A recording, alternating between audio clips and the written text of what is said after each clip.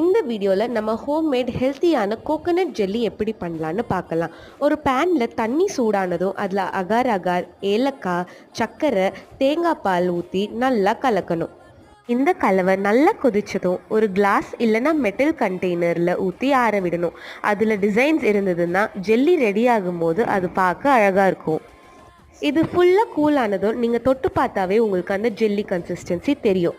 இதை டீமோல்ட் பண்ணி சின்ன சின்ன க்யூப்ஸாக கட் பண்ணிங்கன்னா உங்கள் ஹோம்மேட் ஹெல்த்தியான கோகோனட் ஜெல்லி ரெடி. இதில் எந்த ப்ரிசர்வேட்டிவ்ஸும் கலரிங் ஏஜென்ட்ஸும் ஆட் பண்ணாததுனால இது நீங்கள் தாராளமாக வீட்டில் இருக்க சின்ன குழந்தைங்கள்லேருந்து பெரியவங்க வரைக்கும் தாராளமாக கொடுக்கலாம்.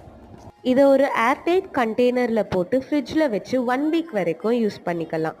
இந்த மாதிரி நிறைய வீடியோஸ் பார்க்குறதுக்கு மறக்காமல் ஸ்ப்ளாஷ் பை சாம்க்கு சப்ஸ்கிரைப் பண்ணுங்கள்.